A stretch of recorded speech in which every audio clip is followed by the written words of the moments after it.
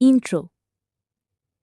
মাঠের লড়াকু ওপেনার থেকে এবার নীতি নির্ধারণী টেবিলের প্রধান তামিম ইকবালের ক্যারিয়ারে যুক্ত হল এক অভূতপূর্ব অধ্যায়।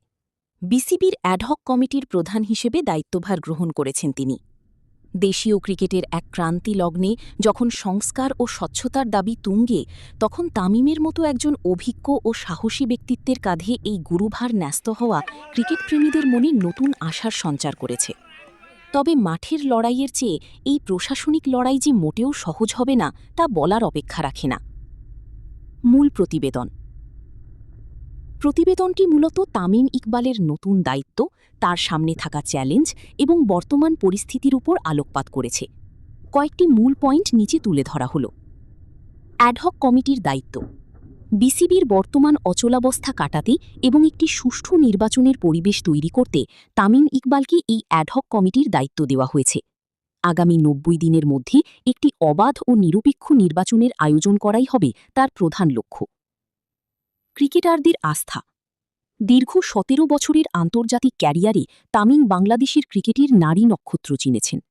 ক্রিকেটারদের সুযোগ সুবিধা বৃদ্ধি, বেতন কাঠামো সংস্কার এবং ঘরোয়া ক্রিকেটের মানোন্নয়নে তার উপর খেলোয়াড়দের গভীর আস্থা রয়েছে। প্রশাসনিক চ্যালেঞ্জ। প্রতিবেদনে উল্লেখ করা হয়েছে যে বিসিবির পূর্ববর্তী নেতৃত্বের নানা অনিয়ম ও আইনি জটিলতা কাটিয়ে তোলা তামিমের জন্য বড় পরীক্ষা। বিশেষ করে জাতীয় ক্রীড়া পরিষদ, এনএসসি এবং আইসিসির সাথে সমন্বয় রেখে কাজ করা তার জন্য একটি বড় টেকনিক্যাল চ্যালেঞ্জ। নেতৃত্বের সক্ষমতা। তামিম নিজেই জানিয়েছেন তিনি শুধু নামকাওয়াস্তে প্রধান হতে আসেননি, বরং ক্রিকেটের ভাবমূর্তি পুনরুদ্ধারে সাহসিকতার সঙ্গে কাজ করতে চান।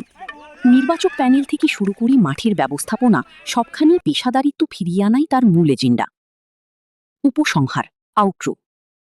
তামিম ইকবালের সামনে এখন বন্ধুর পথ। একদিকে নির্বাচনের মাধ্যমে বিসিবিতে যোগ্য নেতৃত্ব ফিরিয়ে আনা, অন্যদিকে ক্রিকেট কাঠামোর আমূল পরিবর্তন। এই দুইয়ের ভারসাম্য রক্ষা করাই হবে তার সাফল্যের চাবিকাঠি।